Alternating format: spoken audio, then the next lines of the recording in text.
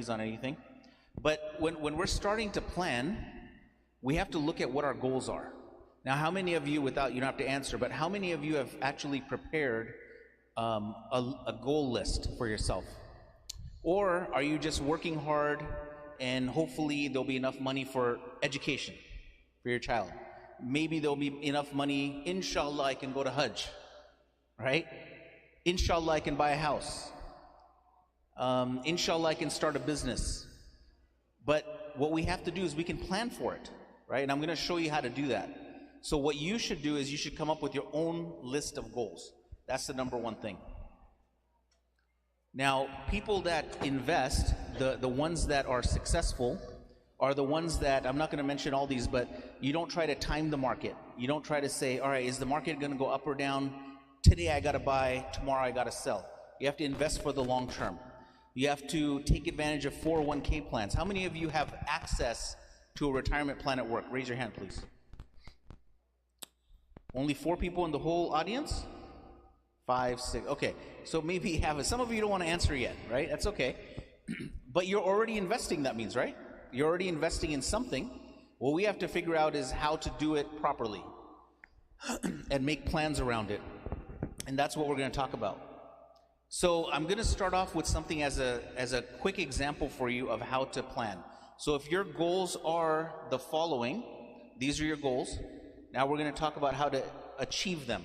So investing for college for your child is an expensive thing, right? So if your kids have gone to college, has anyone had their kid recently go to college or graduate? A few of you? Okay, so I just had my daughter graduate a year ago, and costs have been rising for a long time.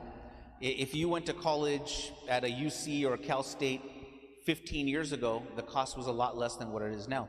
So what this graph is showing you is that back in 92, 93, the cost of a private, nonprofit 4-year college degree was $21,000, and in 22, 23, it's almost $40,000. Can you see how much the cost has risen? And we know what inflation is now. Before, when I was talking about inflation, people didn't really understand what it is. We all know what inflation is now because it hit us, right? So if you look at a public 4-year, so Cal State, Long Beach, Los Angeles, etc., the cost used to be $5,000, now it's $11,000. These are real numbers throughout the country. It's not just here in California. In California, it might even be more expensive. So what we have to do is we have to figure out how can we have enough for our children. Most kids that come out of college have some kind of debt. Hopefully your children won't. Now you could have your parents pay for it and inshallah they have enough money and that gets taken care of so you have zero debt. Or you could be working and maybe you're paying through your work, your income, but also your company might be giving you some benefit of education as well, so you come out with a little bit less debt. Or you don't have access to money that much, and so you have to pay for all your college. The average person that came out of college in 2019 came out with almost $30,000 worth of debt. That includes the people that came out with zero, and that includes the ones that had $200,000 because they went to get their Juris Doctorate degree, or they went to medical school, or they just went to an expensive school. They went to USC and it cost them $50,000 a year, $200,000, right? That's probably not even including living somewhere. So remember that $30,000. That's what we're trying to avoid. Now, if you start off with something simple, this is how we're planning, right? Our first thing is our goal is education. Our second thing is we need to figure out how much money we need. So if you start your child's education account when they're just born, they just started, they came and you have their social security number, you're able to open up an account for them, you start investing money, and we're going to make an assumption of a 7% return, average.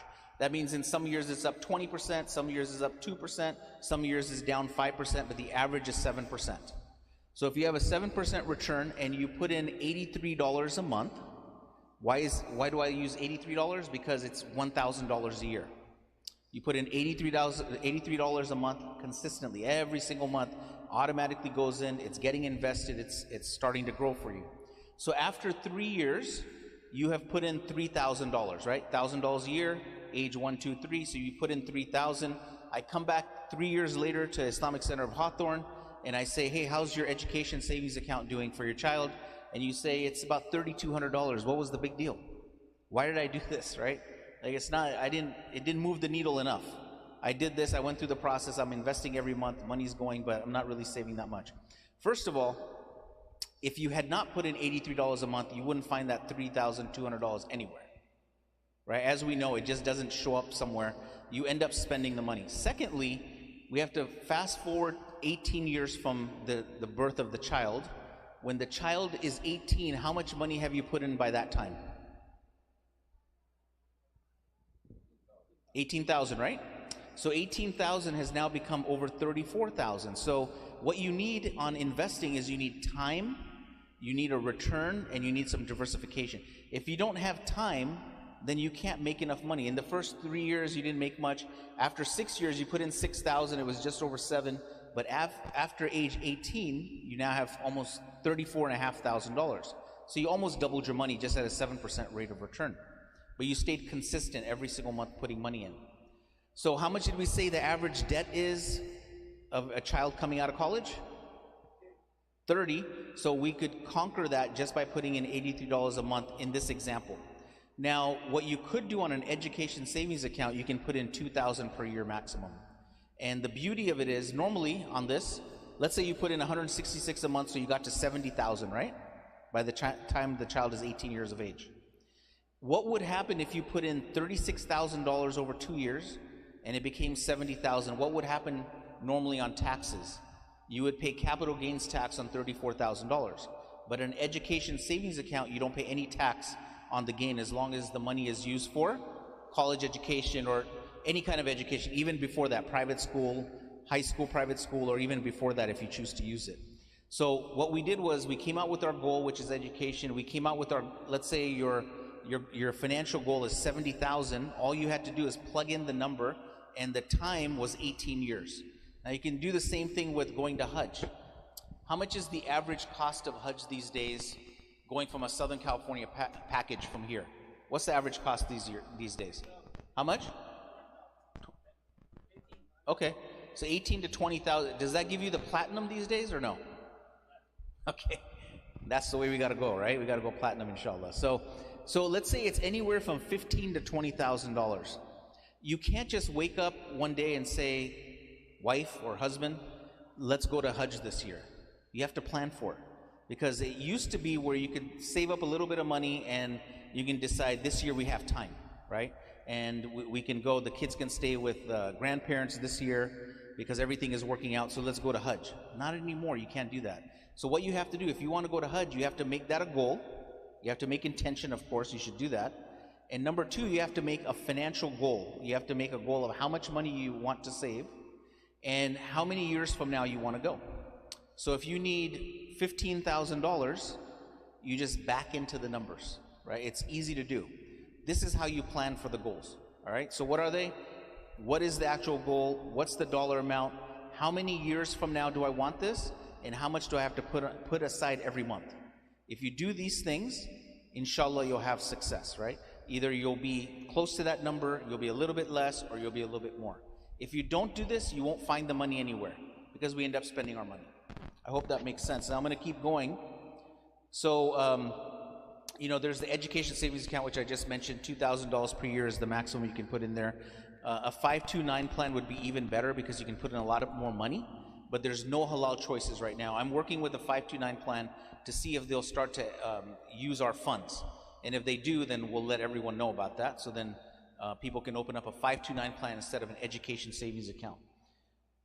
If you need to put in more money than the education savings account allows, you can open up a minor account. Now you can do both together. You can open up the education account and a minor account for your child, so you can start saving for other needs for them, right? You want to buy them their first car, or you want to have enough for, you know, a portion of the down payment down the road, right? So you can start saving money, and you can put in $32,000 per year into that account. Now I'm going to talk about retirement, and this is something that, how many of you have thought about retirement? How many of you thought about retirement? Only two people? Okay. So what do you think about in retirement? What do you think you're going to be doing in retirement? What's that? You want to travel? How about anybody else? What do you have plans for? Would you like a notebook, or would you like The only book that I brought, A Muslim's Guide to Investing in Personal Finance. What would you like? This one? Okay. This is for participation. Okay. So what are some other reasons that you want to retire? You're tired, right? That could be one of them. One of them could be that you just no longer can do it, or somebody pushes you out and you can't do it anymore because they push you out. It's a layoff, and your skill set is a certain way and the economy is a different way, right? The available jobs are different. So we have to plan for retirement. I'm going to prove why you need to plan for it. When you ask questions to people, 37% of the people, when they're asked about retirement, they say, I have no idea how much money I need. I have no idea. And that's most people, right? So if I asked you, brother, the second brother here, how much money do you need in retirement? What's the dollar amount you need in retirement? What would you say? 10 grand total? A month. So what's the dollar amount that you need to have in your 401k? Okay. So you don't know either, right? But it's a good guess. $1 million could work, inshallah. Let's see. I'm going to show you that in a little bit. So do we know how much we need in retirement? How do we figure it out? Do you guys know? So yeah. So what you do is you figure it out based on your current income. The 2 or 3 years preceding your retirement, let's say your income, for round numbers, because it'll be hard for me to do any other numbers, right? So let's say you're making $100,000 a year in the last couple of years before you retire.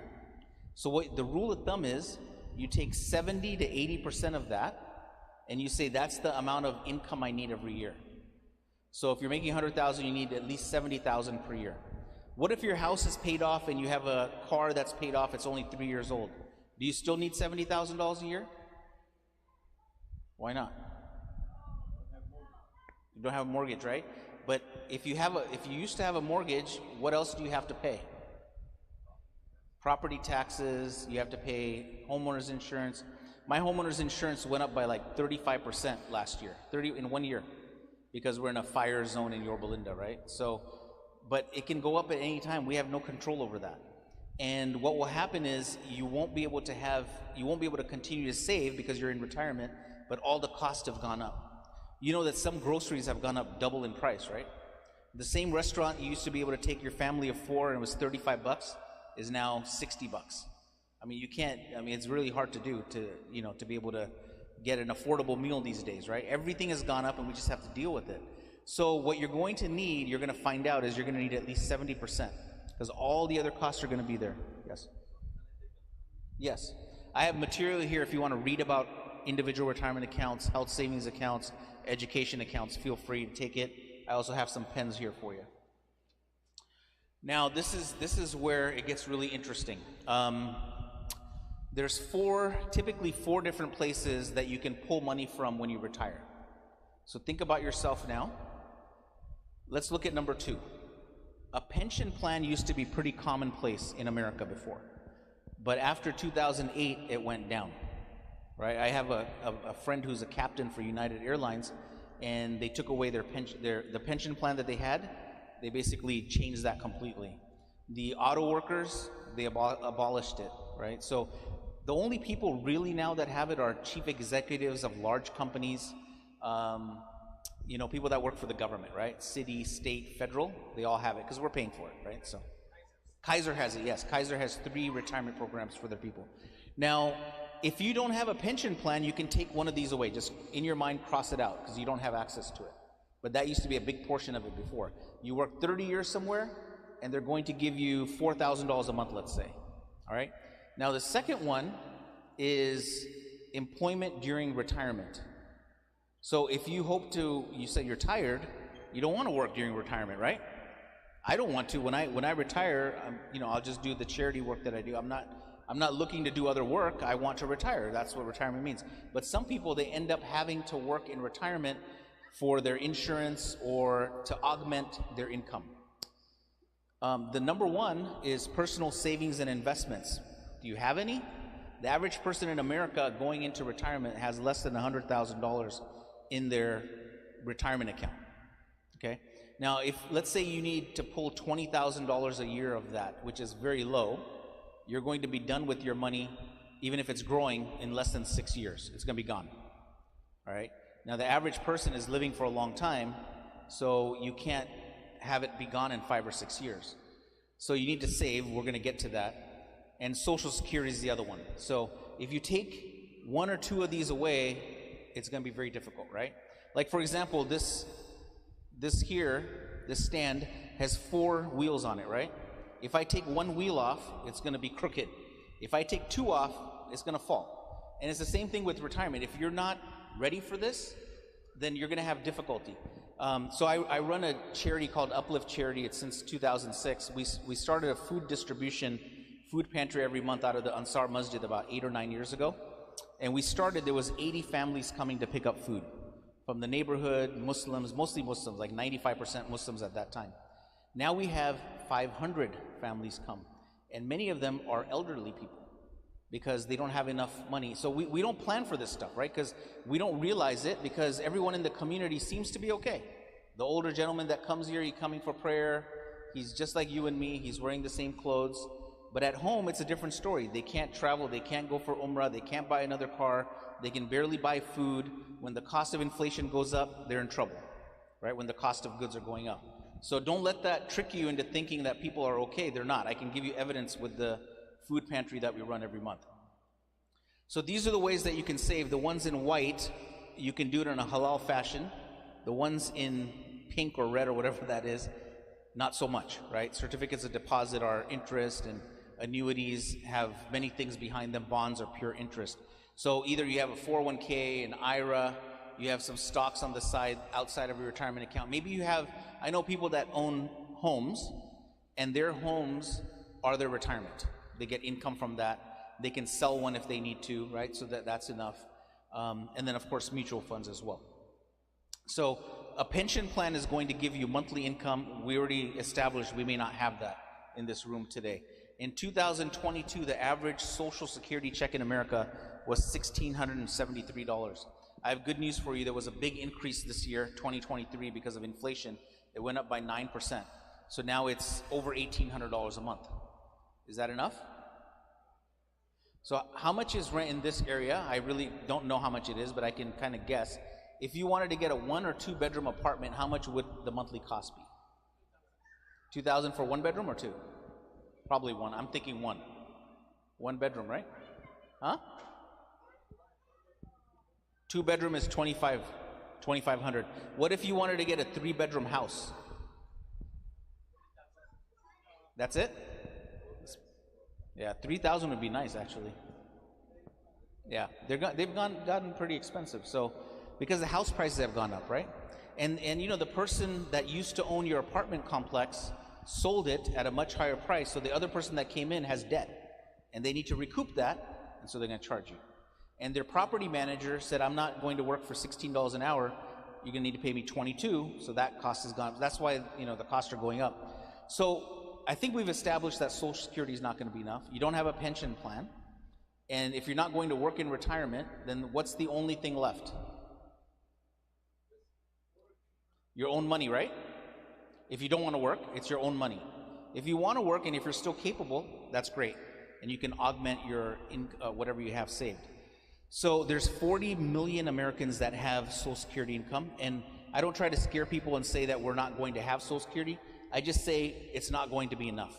I know somebody from LA who I've gotten to know over the last 10 years who gets $400 a month in Social Security. Okay, and he has to go around to masjids and get assistance and whatnot. Luckily, the people that he's renting in his room in the house, they have mercy on him, and they charge him $400 a month. When really a room in somebody's house nowadays is $800 to $1,000 a month. So you don't want to be in that situation. Do you know how you qualify for Social Security? How many years do you need to work? 10 years or 40 quarters. So hopefully, you know, there's people that get paid in the community that are getting paid under the table. That means they're going to have to work for the rest of their life until they pass. And somebody else is going to pay for their funeral, right? Because they're not paying into the system. So if you pay into the system, then you can have some income in retirement as well. Now, if you're in the room here today and you're a 65-year-old man in the room, okay, I'm not going to ask any ages, but let's say you are, you have a 50% chance that you'll reach the age of 85. Alhamdulillah, my father, I just talked to him on the way here, he's 84 and in very good shape, alhamdulillah, and part of that is because of medicine, right? People in the past, they used to die from heart pain and heart attacks. Now we have stents. That's why people are living longer. In the past, let's say 20 years from now, if somebody in the community passed away and they were 72 years old, you'd say, mashallah, they lived a good life, right? Now if they pass away at 72, what do we say? Too young, what happened? Like, were they sick or something, right? So you can see that people are living longer and you have to plan for that. If you're a lady who's 65 right now, you have a 50% chance of living till 88. And if you want to get to 92, you have a 25% chance as a man. And you have 25% chance as a woman to reach 94. One of my father's brother's mother, okay, if you can figure that out, my father's brother's mother is 99 years of age, mashallah, living here in Southern California. You probably know people that are living long as well. So, you know, in modern day America, we're going to have to take care of ourselves, right? We can't count on anyone else. You have children, they may go to Seattle for a tech job, they may go to Northern California, they may go to New York. You have no idea where your children are going to be. You're going to have to provide for yourself. It's a matter of fact, right? So the cost of health insurance in retirement, let's say you want to retire at 60, you're going to have to pay for your own health insurance. So this tells you here that the average 65-year-old who retired in 2020 will need about $295,000 just for health insurance. I know someone who's a business owner. He is just him, his wife, and his daughter, and he pays $2,000 a month, right? I know someone that retired a little bit early, paying $1,500 a month. And that's I didn't even consider that when I was younger. I didn't consider the cost of health insurance as part of my savings plan. I really didn't. But we can inshallah take care of all these things. And if you want to figure out how much your Social Security benefits are going to be, you can go to ssa.gov and you can look them up yourself.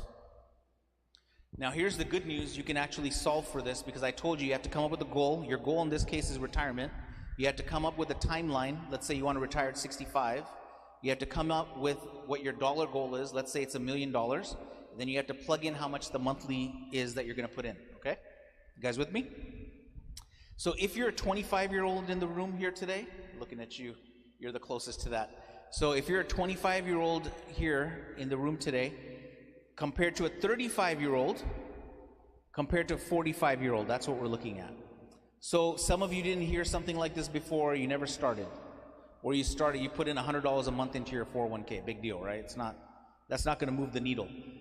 But if you put in $500 a month, each one of these people in the room, 25-year-old, 35-year-old, 45-year-old, put in $500 a month, $6,000 a year, at a 7% rate of return, average, some years up, down, etc., like I told you, right?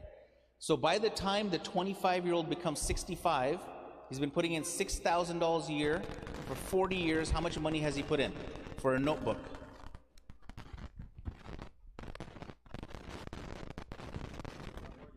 You got it, okay. Who did it?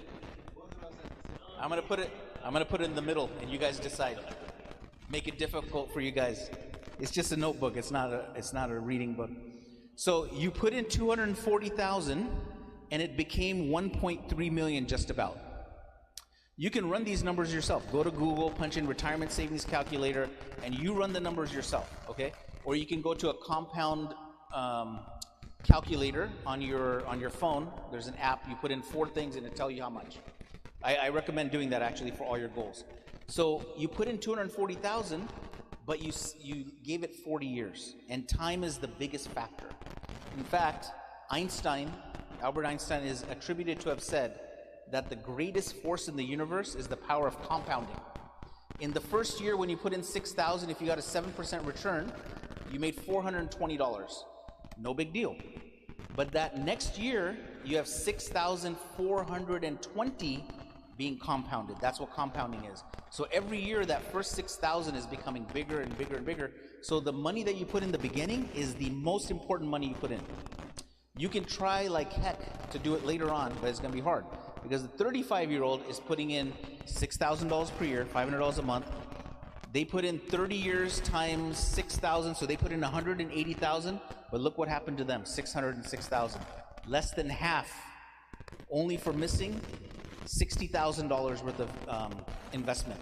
$60,000 cost them $700,000. You see that? Now, if you're 45, you're at $261,000. Now, the good news is, for those that are older, is that when you're 25, you're not making as much money as you're 45. So you don't have to stop at $6,000 a year. You can put in more money.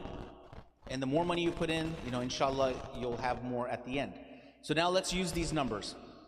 Let's say we all got to $1 million in retirement, every one of us. So you were saying you want $10,000 a month, right? So if you're getting $2,000 a month from Social Security, you need $8,000 more. Well, at $1 million, you can pull out 7% per year, which is $70,000 a year, 70,000, and add that to your measly 20,000. Now you have 90,000. But if we're still getting that 7% return, your $1 million is going to continue to grow forever, and it's going to remain $1 million. So you guys know what an endowment is, right? Organizations will open up an endowment to sustain the organization forever just by using the return. So what you've created here is a personal endowment. So if you just take out what the return is, you'll always have $1 million. Yes, go ahead. 7% is my assumed rate of return for investments. So where do you put the money to get the 7%? You have to invest it in stocks, mutual funds. So our company, I told you I'm not going to talk about our company much, is Amana Mutual Funds, which are based on Islamic principles. And the return on the fund that started in 1986 is about 9% per year, since 1986. The one that started in 1994 is the Growth Fund, Amana Growth Fund. It's about 11 or 12% per year. So we make it more conservative, and we say 7%. Okay. So we're going to talk about a couple other things here. The other thing I want to talk to you about, do you know the difference between traditional or pre-tax versus Roth? Right? Roth IRA. You guys have heard this stuff though, right? You know what I'm talking about? Roth IRA, traditional IRA. So if you put your money into a Roth 401k or a Roth IRA, and you get to $1 million at retirement, you can pull out every dollar without getting taxed on.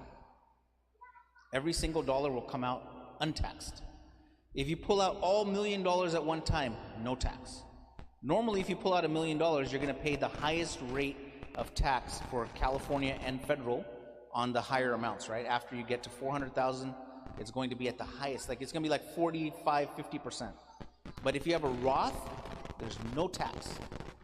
Now, there's another option which, if you have a 401k, you probably have taken the other option, which is pre-tax or traditional.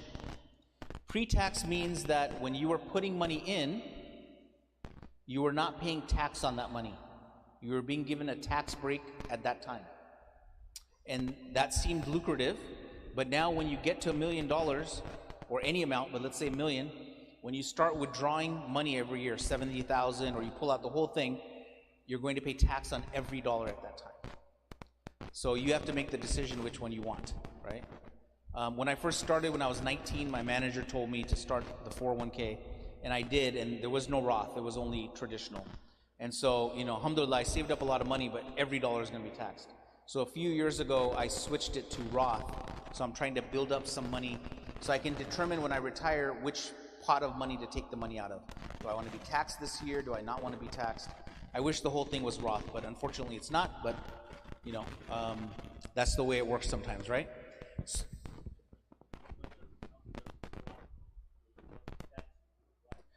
Okay, so let's say you have $100,000 income, and you're going to put in $6,000 of that per year into your 401k. If you do the traditional, the original one, traditional, which is pre-tax, your $100,000 income is now going to show as $94,000 worth of income. So you won't pay tax, federal or state. If you're going to do Roth, your income is still going to show $100,000. That's the difference. Any questions on this part? Rest of it's going to go pretty fast here. So you can put, now in 2023, you can put up to $6,500 into an IRA, traditional IRA. This is the one that you can get the tax benefit now. You can put the same amount into a Roth IRA, but you have to pick one, or you can split the money into two. You have to qualify for a Roth IRA. If you make too much money, then you can't put money in here because the government doesn't want you to take that benefit. But there's ways around it, all right? The other thing is, if you want to put money into a Roth 401k, there's no income requirement. You can, even if you're making $1 million a year, you're allowed to put money into a Roth 401k. A Roth IRA, you will not be able to do that with that income. So if you have a 401k or a 403b or a 457, whatever the numbers are, any retirement plan at work, you can choose traditional or Roth. In a 401k, you can put something like $23,500 per year into it now. If you're 60 or older, 50 or older, you can put another $6,500 per year into it. So if you're making a lot of money, you don't need all that money, start saving for later years. I know a lot of people that put the maximum, believe it or not, right? So if you're in a higher income, you have to start thinking about this because retirement will be there. And I can tell you, just think about your own checking account right now, your own checking account. At the end of each, every 2 weeks before you get paid, your balance is about the same as it was 2 weeks before, and 2 weeks before, and 2 weeks before. But if you start putting some money aside, you're going to see that it's going to grow. Now, some people will tell me, they'll say, but brother, I don't have that kind of money to put in. You don't have 25 bucks a month, you don't have 50, you don't have 100. I don't have that kind, I can't make that commitment. So I want to give you an example in case you have that kind of thought process, because this is serious business, right? I told you it was going to be really important to try to take advantage of this stuff. If you were paying $40 a month for your phone before, for yourself and your wife, each one 40 bucks or whatever, now you're paying $150 a month, and somehow you still have the money. If your electricity bill used to be 80 bucks like mine, and now it's 150, still have the money, right? When the gas prices went up, home gas, I used to pay 50 and it went up to 300 one month, remember that? In January of this year? We all paid our gas bill, didn't we? But our checking account balance at the end of the 2 weeks was the same number. You guys get what I'm saying? So what you have to do, you've heard this probably on the radio and TV from people, financial people, they say pay yourself first. So especially if you're young, you want to carve out huge amounts of savings for the different goals before you start your spending. And you want to start working on, if you have home mortgage or car debt, you want to start paying that off, right, at the same time. But you have to make a plan or nothing will happen.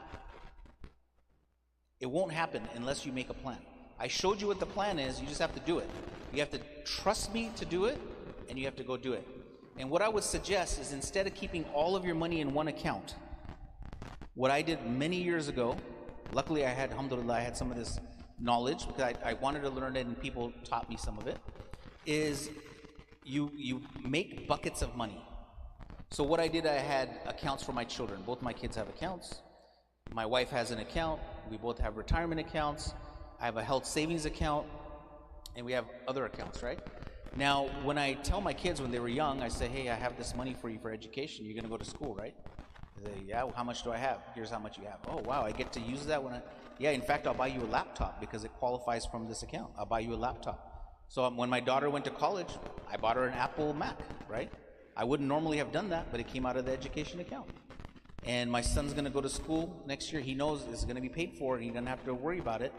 But if he doesn't go, then I'm going to transfer it to my daughter for her master's degree, right? So his money's going to go to her. But if it was all sitting in one place, then I'd have to decide how much of this am I going to be able to give them without breaking my bank. You see what I'm saying? If all of your money is in one place, do you know how much you have for retirement? You have no clue. Because all of the expenses of life happen along the way before retirement. If your tires go out in your car, it's going to cost you 500 bucks. If your hot water heater goes out, it's going to cost you $1,200. It all comes from the same place, so you have to put it into different buckets. So on some of this stuff, you have to just trust me. I'm not selling you anything on this. I'm just telling you to start planning. All right, now I'm going to talk to you about how you do this in an Islamic fashion. Okay, so let me go back to that one. Some of you have a 401k at work, right? 401k at work. So you have to choose investments. You have 401k? Okay. So you have to choose different investments, right? You have to choose, like, do I buy a growth fund? Do I buy a international fund? Any of the funds you buy have things in it that you don't want. For example, if you buy an S&P 500 fund, which all the gurus will tell you to buy that because you're just buying what the stock market is basically, 500 largest companies in America, you're going to have Anheuser-Busch, you're going to have Philip Morris, you're going to have Wells Fargo and Citibank and JP Morgan and Bank of America. You're going to have all those things in your account, but you didn't know. You didn't know any better until now. Now you know. You're going to have this information. So what you could do is you could open up a brokerage account within your 401k, and you can buy what you want to buy, which is halal. All right? So this is what we should do, because we're supposed to earn our money in a halal way, we're supposed to spend our money in a halal way, and we have to save and invest our money in a halal way. We can't take one and not take the other, right? So how do you make it halal? So what we did in 1986, I wasn't there, but the community, some businessmen in the community, Muslims, came up with this concept of the Amana Mutual Funds in 1984, and it launched in 1986. Now it's about 6 billion in assets, alhamdulillah, right? It's a pretty good size. So they said no banking, no insurance, no tobacco, no alcohol, no gambling, no pork, and no pornography, no kind of thing. All the haram things all have to come out.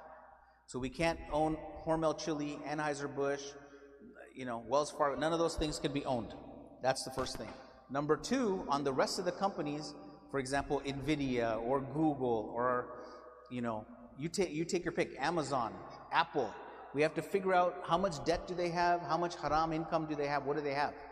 So in the case of Amazon, our growth fund used to own it many, many years ago, and they used to sell books, and then they started to sell other things, right? Eventually they started to sell alcohol, so the fund manager had to sell the Amazon. But you wouldn't do that because you wouldn't know, right? But the fund manager knows to do that, so they take that out because there's haram revenue coming, even if it's less than 5%. If it's part of the primary business, which is retail, then we can't buy it. So the case of the 5% haram revenue really comes in nowadays on interest income. Apple has a lot of cash, Google, all of these companies have a lot of cash because they may buy something in the future, or they just want to have enough cash for a rainy day, right? But they earn income from that, interest, or it's a money market account earning interest. And so what we have to do as fund managers, I'm not a fund manager, our team, is they have to see how much revenue is coming from interest. Now, AOFI is the accounting and auditing organization of Islamic financial institutions based in Bahrain. They've collected over the years, including Sheikh Muhammad Taqi Usmani, who's a leading figure in Islamic finance, collected different scholars from different madahib, and put them together and said, what are the rules for accounting, finance, investments, and they came up with these rules, okay? But our funds preceded this, so we've been doing it for longer in a similar way, but now, it's pretty much the same as what AOFI standards are. So the scholars have come up with these guidelines over time from different madahib from all around the world. And then what you need is, if I tell you it's halal, you should believe me because I'm a trustworthy guy. But as a Muslim, we're supposed to have, independent examination of this according to AOFI as well, their standards. So there's a company in Malaysia called Amani, and they review all 4 of our portfolios every 3 months to make sure that they're still compliant. Because we have 4 funds, Amana Income, Growth, Developing World, and Participation Fund. All right, now any questions on any of this before I move forward? Because I'm going to talk to you about something that I normally don't talk about, but I'm gonna do it today. We do have a little bit of time. So any questions on any of what I've covered so far? I've explained it all, huh? Is it new to you, some of it? Thank you. Okay. So what we learned so far is we got to come up with the goals. And you already know how to do that, right? What is my goal? Retirement. How many years from now? I want to retire in 5 years, 25 years. How much money do I want to have? And then how much do I need to put in on a monthly basis to get there, right? So what I would suggest to you, get a spreadsheet or a piece of paper, put your goals on the left side, your timeline, how much you need, and then the monthly amount, and then open accounts and start putting in money automatically every single month. Okay, now, when we're thinking about estate planning, what's going to come after we are no longer here, as I mentioned in the Holy Quran, there's basically a schedule of who you need to give money to at your death. And the majority of people in the Muslim community, and probably outside the Muslim community, have not planned for this. So you can raise your hand if you want, but how many of you have a will? Okay, I don't see anybody, right? How many of you have a trust? Living trust? Okay. Or you're humble, you've done it and you don't want to tell me, right? So a Muslim, according to Prophet Muhammad ﷺ, is if they have something of value to give upon their death, they cannot travel for more than 2 days, or actually it says, cannot travel for 2 days without having a will. And that falls in line exactly with the rules in America. Because if you die without a trust, you're going to have probate. Even if you have a will, you're going to have probate.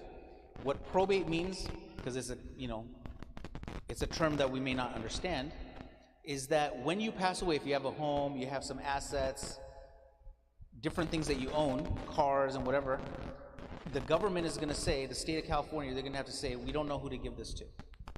It's a community property state, so much of this would go to your spouse. Okay, but if you don't have a spouse, let's say you both pass away together, or you're widowed and you're by yourself and you have kids, they may even be older, but you have kids, what's going to happen is the state has to decide. Now, that part's okay, but it could take up to 1 year, and it costs anywhere from 1 to 5% of the total value of your estate. So even if it's 1%, let's say you have $1 million home, because that's the average price, right?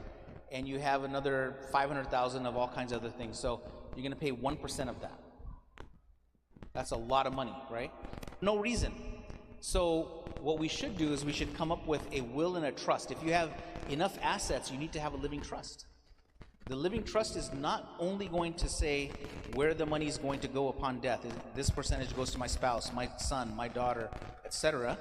It's also going to say if I no longer can be myself. For example, if I have dementia, if I'm put on life support, who's going to make the decisions? What are the decisions going to be? If you don't have that, we don't know. What if you and your wife or you and your husband pass away at the same time? You're traveling, Allah forbid, you pass away at the same time, you have kids. Who's going to take care of the kids? We don't know. But they'll make a decision. Somebody's going to make a decision. And it's not going to be the family that's remaining. It's going to be the court system. All right? So where will the kids be during that time when the decisions are being made? If somebody needs to, both of you are passed away and somebody needs to make a decision on where the money is going to go and how is it going to be distributed, you have to have a trust to say that. All right? So let me give you a quick example here. You guys still with me? All right. So when anybody here gone to Umrah? Raise your hand, be proud. Alhamdulillah, if you've been to Umrah, okay. How many of you have gone to Hajj? All right, mashallah. That's a big deal, right? So when you go for Umrah, what is the cloth we have to purchase? Ihram, right? Now, do you go around to 5 different stores and figure out what the cost of the ihram is going to be? When you are getting buried, you might say, okay, look, Westminster is going to cost $15,000, Corona is going to cost $9,000, and this one way over there is going to cost $3,000. But you know what? We need to go visit them. Let's pick either Corona or Westminster, right? And that's going to be the end of it. You're not going to say, hey, mortuary, can you, or MMCC, can you guys give us a deal on this? Like, can you make it instead of 9,000, can you make it 8,000? Because this is part of our deen as well, right? How to be buried, going with ihram for Umrah or Hajj. So we're not nickeling and diming that. And when you buy the ihram, you have no problem spending the money on that. I might have a problem spending on certain clothes, but I'm not going to have a problem on ihram. And I'm certainly not going to have a problem buying, the cemetery plot when the time comes for a family member, right? Because that is something that needs to be done. It's the same thing on wills and trust. This is according to Prophet Muhammad ﷺ, who I told you, you can't go 2 days without having a will, right? Something that specifies who's going to get what.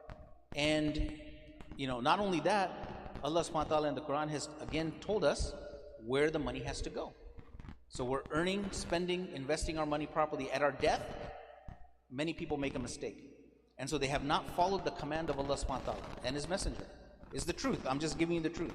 Because our community needs to know this. And our community does not know this.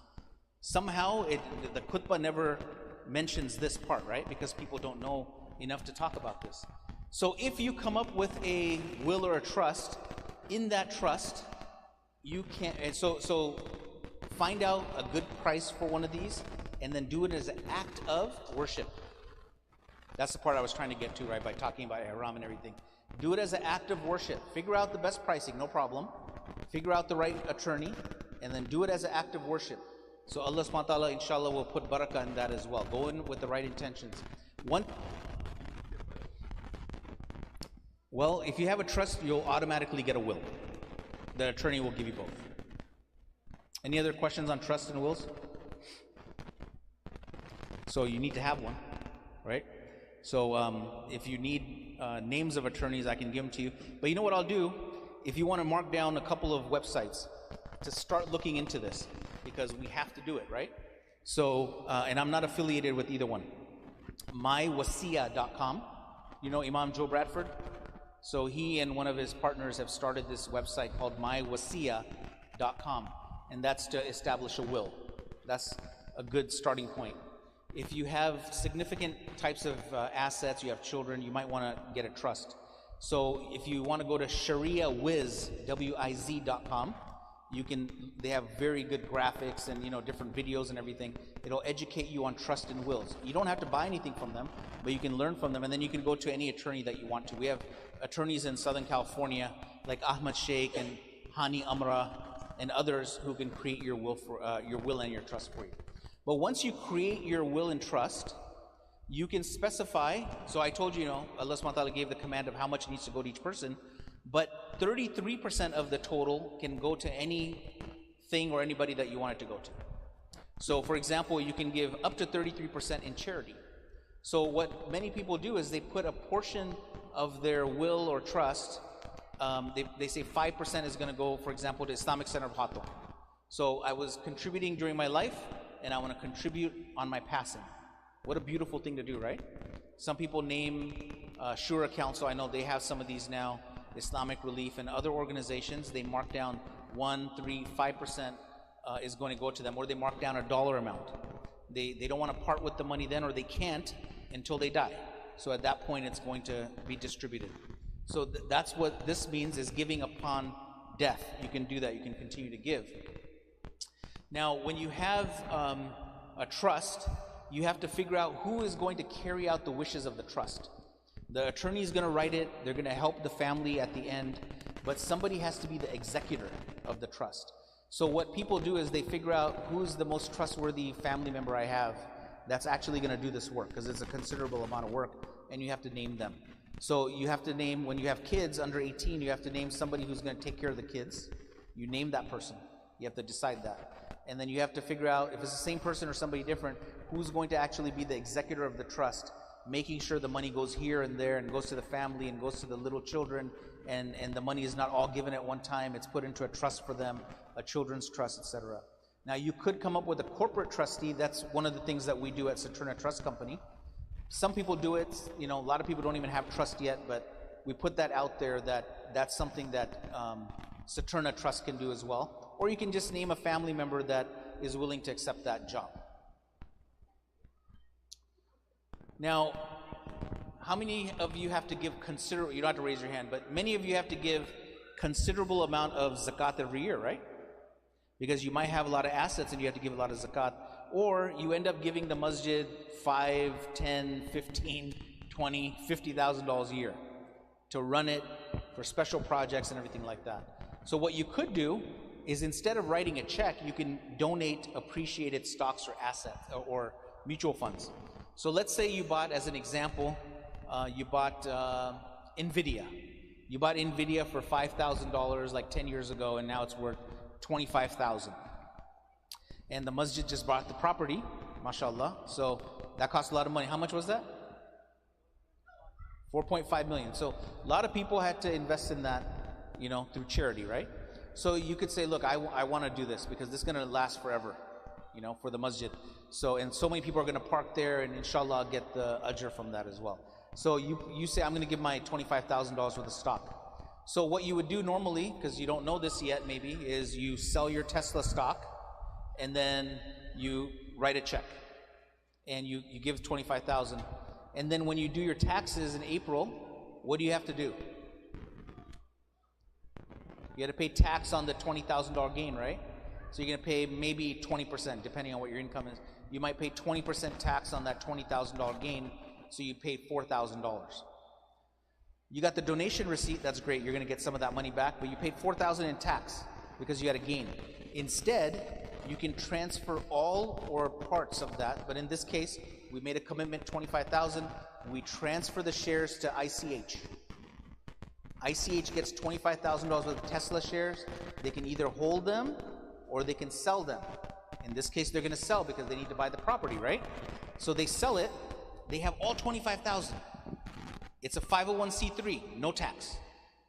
And how much did the donor, let's see you brother, because you won something and you participating, you gave the $25,000 worth of Tesla shares, you're going to get the full $25,000 tax receipt.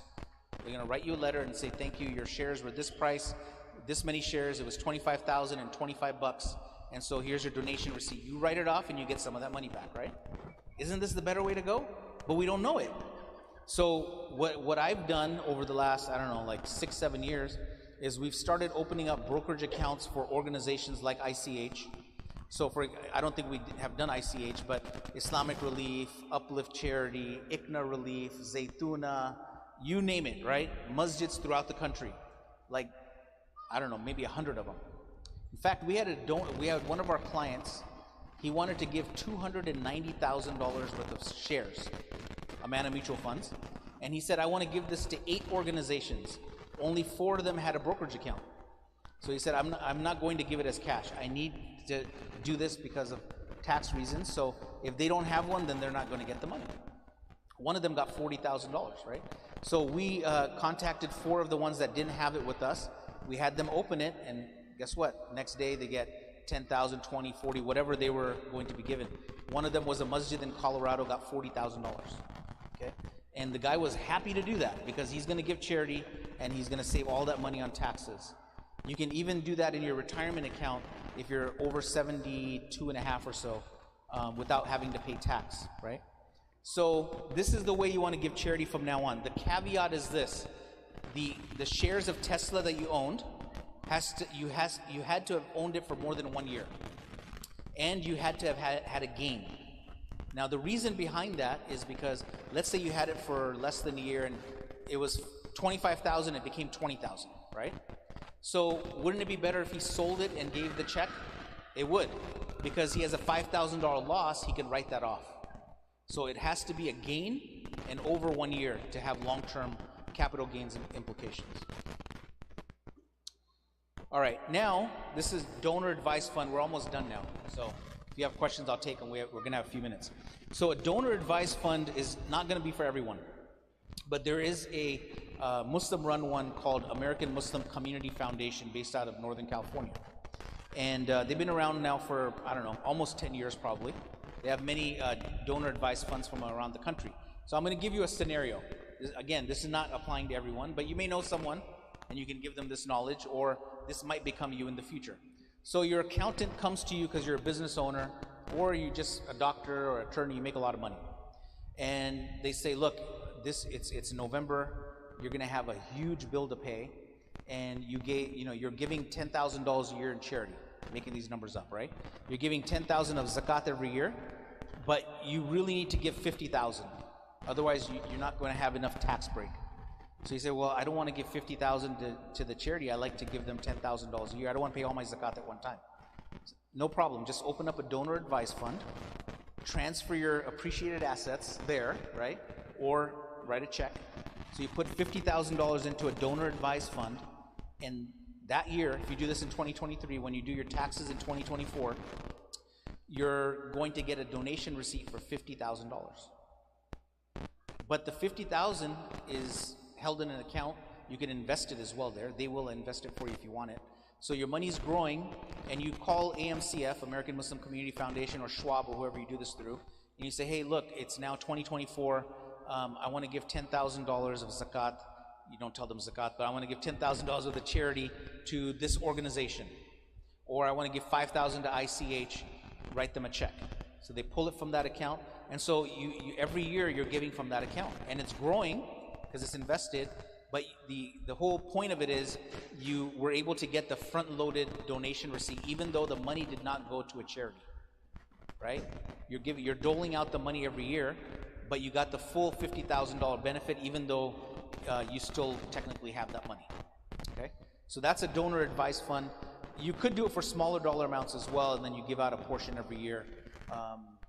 So, you know, I think what I'll do here is just, I think I'll break now and ask you if you have any questions. This is the information about donor advised fund. What questions do you have, and then we'll wrap up, inshallah. If you have any. Yes. Yeah. Where do you work, by the way? Huh? Boeing?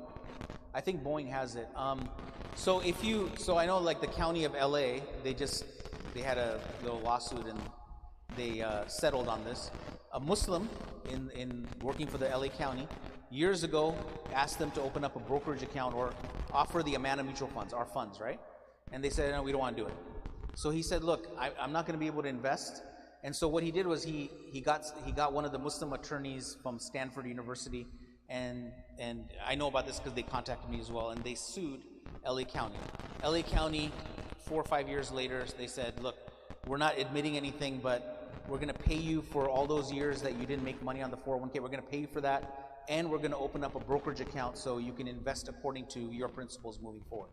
So when you have a 401k at Boeing, for example, it's going to have Fidelity funds, right? So Fidelity, large cap, small cap, international, bond fund, whatever. All of them don't have what we need, right? So you say, I want to open up a brokerage account within my 401k. Same rules apply. You still get the tax benefits. You still have, sitting in the 401k. They're still doing the matching. The money goes into a brokerage account. It sits as cash, and then you get to invest it. So then you can buy the Amana mutual funds as an example, right? Amana income fund, growth fund, etc. Still within the 401k. What percentage can you move from regular mutual funds from your 401k to the brokerage account? Depends on the company that offers this. So the county of LA, it was either 25 or 50%. They didn't get to 100%.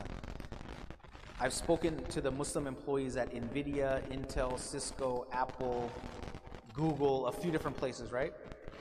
Most of them have it where you have to keep $25,000 in the mutual funds, their own mutual funds, and the rest of it you can put into brokerage account. So county of LA is a little bit lax on that, or they're not giving enough to the employees. I think eventually they'll make it more. But what you'll need to do to make sure that you do your part is seek it out, right? If they don't have it, you can ask them to start up a brokerage account. It doesn't cost the company anything to add a brokerage account, by the way. The resistance you'll get if you go, let's say Boeing did not have a brokerage account. He goes to Boeing with the other Muslims and says, look, I can't do this. I have to invest according to my faith principles. And they say, well, we don't want to do this, right? So you have to keep talking to them, and then eventually they'll talk to Fidelity, and Fidelity will say, do you really want to do this? Because Fidelity makes money every time you buy their funds, right? So they don't really want to do it, but it doesn't cost the company anything. The reason I know this is because our company offers 401ks to businesses. So we have some of the largest nonprofits in the country, Muslim nonprofits, have their 401k through us, doctor clinics and things like that. They have their 401k through us. If they want to open up a brokerage account, it doesn't cost them a dime, not a single dime. So it does not cost the company money. And if it does, let's say Fidelity just does charge them, right? Which would be really obscene if they did. It's not going to be much. And there's rules on this. Like, you have to actually do what people of faith want. There's a white paper on this, and this was presented to, I think it was Cisco, and they pretty much changed their mind. It took 2 years for the Muslim groups to, make them do it, and they eventually did it. Now they've had it for years. What other questions do you have, if any? Okay. What's that again? Yeah, mywasiya.com and shariawiz.com. All right, so think about your questions because we're almost done. We are done, but I'm just going to tell you that anything that you invest in that I told you about today, Amana Income Fund, Growth Fund, Developing World Participation Fund, any of those come with risk, just like housing and real estate. Everything comes with risk. So what you want to do is you want to just consider buying something with educated risk, right? If you go out and you say, I want to go buy this one stock, somebody told me over lunch 2 days ago, there's this AI company.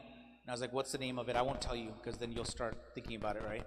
So here's the name of it, and I think this is going to do well. And I looked it up, and it's 42 cents, right? So anything under $5 is typically, that has huge risk. So what you want to do is if you like to trade on your own, and you have regular you have money invested in stocks, this is the rule of thumb that I use. 10% or less of your serious money should go into your own individual stocks. Because when the downturn comes, people lose way more than what the stock market loses. Now, a typical mutual fund doesn't lose as much unless they're in one segment, one category. So the income fund, for example, that started in 1986, it only contains dividend-paying companies. So these are companies that make money quarter after quarter, year after year. That's why they're able to pay a dividend. So this one has less risk than some of the other funds, right? And this one is the one that since 1986 has returned about 9% per year on average. You can look it up on amanafunds.com. That's AMANA funds.com. You can look it up there. You can look up, right on the front page, it has income fund growth. You can click on it. You can look at the returns and what's invested in, right? And the companies that we invest in, the top 10 holdings of the income fund are all going to be names that you know, right? Pharmaceuticals and, companies that you know about.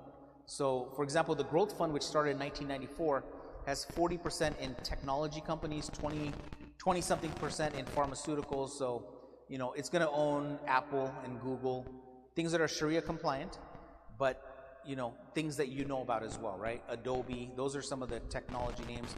Our Developing World Fund, which is in emerging markets, that's going to have only companies that are in emerging markets, and companies in America that have more than 50% of their income from the emerging markets. So that's why we have NVIDIA in there, and we've done pretty well on that one. And the last fund is called a participation fund, which is investing in sukuk. It's not investing in stock. So when the stock market's going up and down every day, the sukuk fund participation is not doing that because it's not invested in stock, it's invested in sukuk. But that's a whole other story, and we won't have enough time to get into that. Just look them up on amanafunds.com. So you have to go into this knowing that there's risk. And I mentioned the S&P 500. This is just telling you that it's the largest 500 companies in the United States. And then obviously, if you're the kind of person that if you put in $10,000 into something and it becomes $9,800, you're not able to sleep at night, then don't invest, right? So, because there's going to be ups and downs. And what you're looking at is the long term. Last year, for example, the growth fund was down 20%. But over the last 10 years, if you would have put in $10,000 10 years ago, including last year, you'd have $35,000 now, right? Because every year is either good or bad. But remember I mentioned S&P 500? The S&P 500 started in 1928. Since 1928, this is the largest companies in the United States. Since 1928, the average return, even during the Great Depression, 30s and 40s, right? The Great Recession of 2008, the collapse of 1987, October 1987, there was people jumping out of Wall Street buildings, if you guys remember that, because they lost so much money in one day. Or the time of COVID, the first half of whatever that year was. We try to forget, 2020, right? So first half of that year was horrible. The rest of the year was absolutely stunning in terms of return. But if you look at all of these downturns and upturns, the average return has been 9.6% per year, on average. 72.2% of the time, the S&P 500 ends the year positive. So, inshallah, that'll keep happening. We don't know. Every 10 years, we don't know, right? But almost every 10-year period is positive. And 9.6% per year is much higher than the 7% return that I was telling you about. And 7% is lower than both of those, top two funds that we have, right? The two oldest funds that we have. But you have to consider everything before you invest. All right, that's not me. Okay, so what questions do you have? Because we're about to get into Isha time and call it a day. And if you want information, you want to read more about education savings account for your children, IRA account, health savings accounts. Any question? Or I'll talk to you about health savings account real fast. How many of you have a high deductible health insurance plan? One? That's it? One person. Okay. So the beauty of the health savings account is the only triple tax advantaged account in America. The government came up with this because they knew people are going to have to take care of their own health, basically, right? So if you put in 7,000, I think it's like what's that? Yeah, it's like 7,300 this year, and then in 2 years it's going to go up to 10,000 plus. They're going to really increase it. But let's say you put in 7,000 because you have a family. It's you and your wife, or you and your wife and children. So you put in 7,000 into this, do it every month, and then get to 7,000. You get to deduct it on your taxes, so you're going to get probably 1,500 to 2,000 back. Okay? If you do your own taxes next time, it's going to ask you, did you put in money to health savings account? Put in yes, and put in some dollar amount, and you're going to see the numbers change. You're going to get some money back, right? So you put in 7,000, you're going to get $1,500 to $2,000 back. Now, along the way, it's going to grow because you can invest it. And when you take out money for medical, dental, or vision, it doesn't matter if you had a gain on that money. You don't pay any tax. That's the second tax advantage.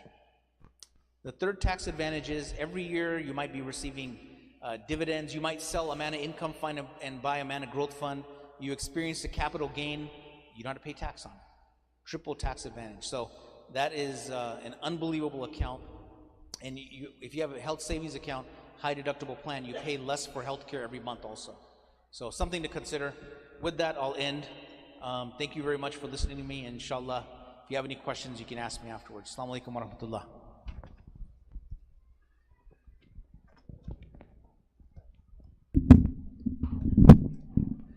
Jazakallah khair, brother Owaiz, mashallah, great, great, workshop, lecture, and we should have had this long time ago, but inshallah, we're gonna bring you back. Jazakallah khair.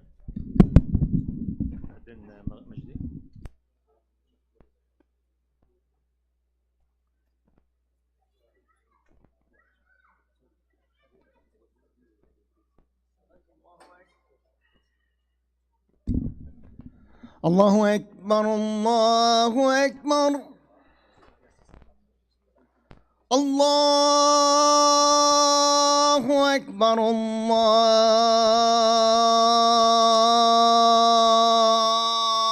الله أكبر أشهد أن لا إله إلا الله أشهد أن لا إله إلا الله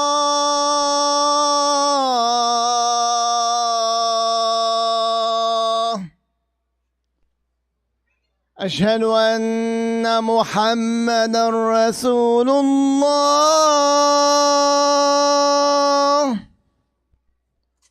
أشهد أن محمدا رسول الله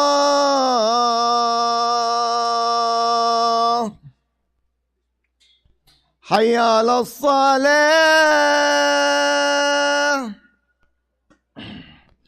حي على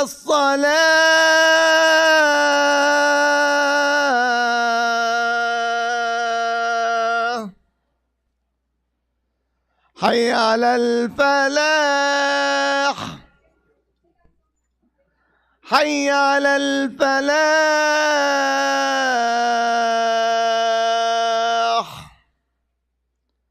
الله أكبر الله أكبر لا إله إلا الله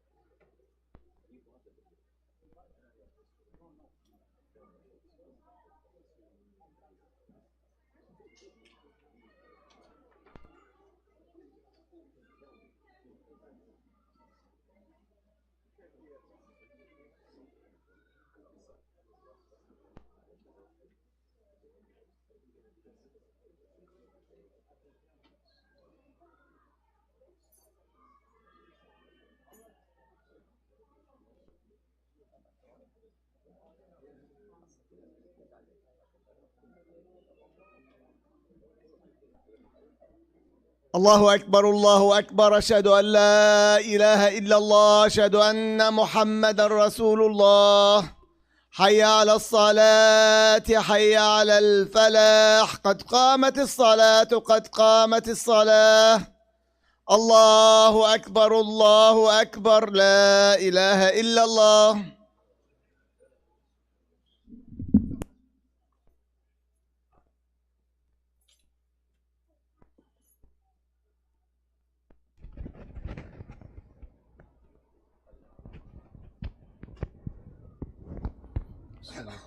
استووا إلى الصلاة يرحمكم الله. استووا أثابنا وإياكم الله. الله أكبر.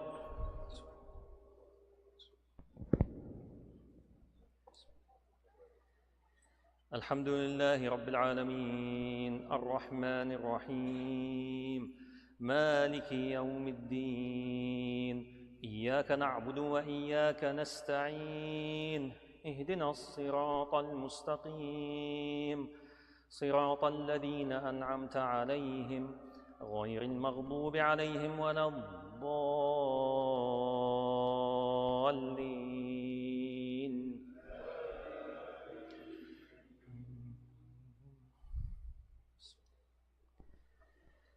تبارك الذي نزل الفرقان على عبده ليكون للعالمين نذيرا الذي له ملك السماوات والأرض ولم يتخذ ولدا ولم يكن له شريك في الملك وخلق كل شيء فقدره تقديرا واتخذوا من دونه آلهة لا يخلقون شيئا وهم يخلقون ولا يملكون لأنفسهم ضرا ولا نفعا ولا يملكون موتا ولا حياة ولا نشورا وقال الذين كفروا إن هذا إلا إفك افتراه وأعانه عليه قوم آخرون فقد جاءوا ظلما وزورا وقالوا أساطير الأولين اكتتبها فهي تملى عليه بكرة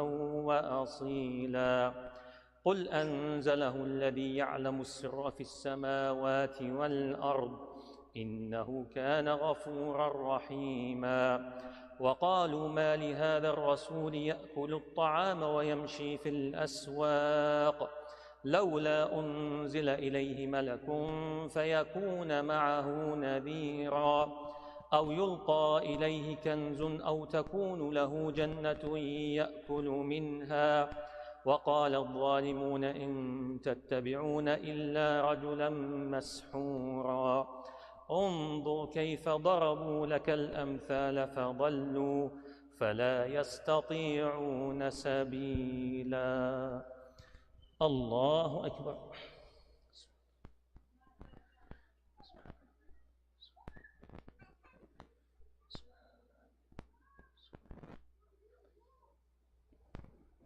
سمع الله لمن حمده الله أكبر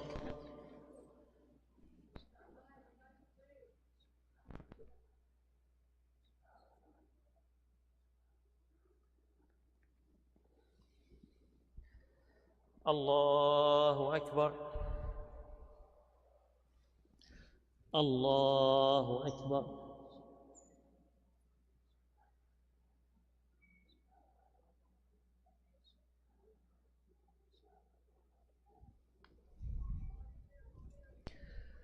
الله أكبر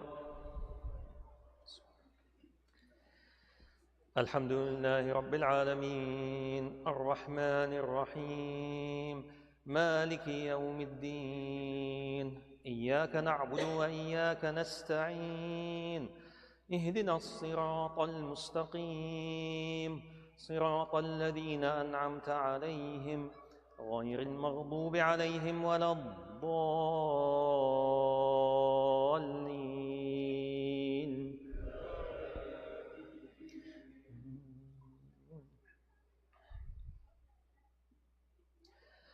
تبارك الذي إن شاء جعل لك خيرا من ذلك تبارك الذي إن شاء جعل لك خيرا من ذلك جنات تجري من تحتها الأنهار ويجعل لك قصورا بل كذبوا بالساعة وأعتدنا لمن كذب بالساعة سعيرا إذا رأتهم من مكان بعيد سمعوا لها تغيظا وزفيرا وإذا ألقوا منها مكانا ضيقا مقرنين دعوا هنالك ثبورا لا تدعوا اليوم ثبورا واحدا وادعوا ثبورا كثيرا قل أذلك خير أم جنة الخلد التي وعد المتقون كانت لهم جزاء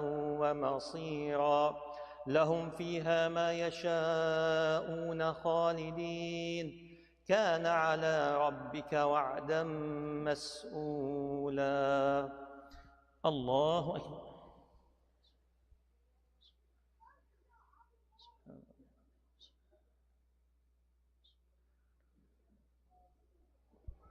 سمع الله لمن حمده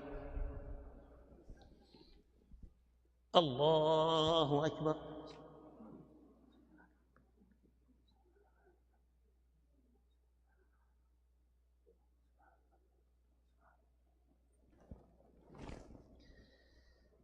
الله أكبر الله أكبر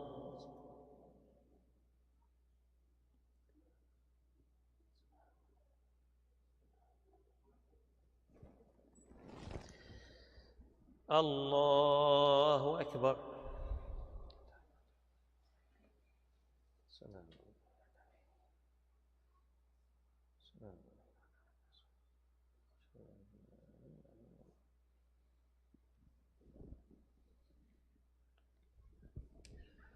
الله أكبر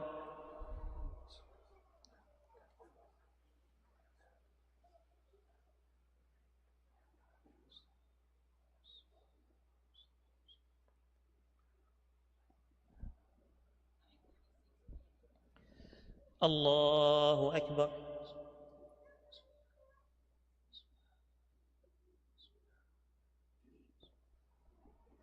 سمع الله لمن حمده الله أكبر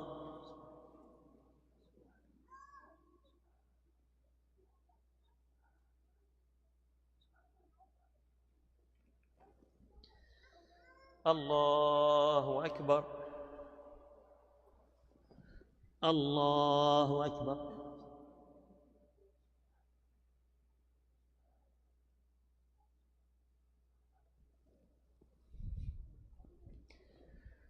الله أكبر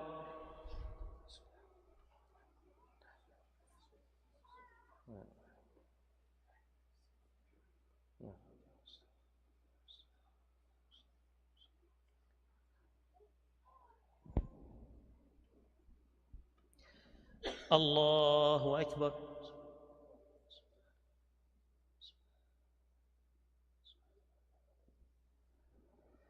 سمع الله لمن حمده الله أكبر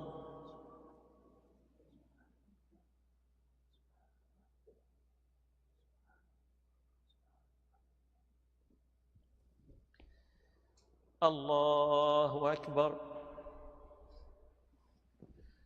الله أكبر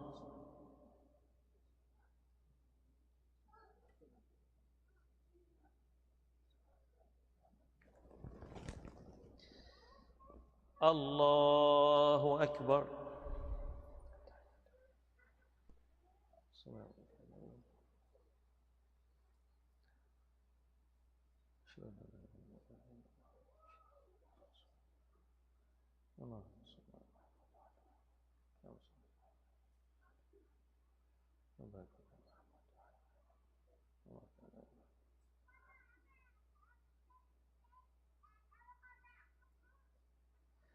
السلام عليكم ورحمة الله السلام عليكم ورحمة الله استغفر الله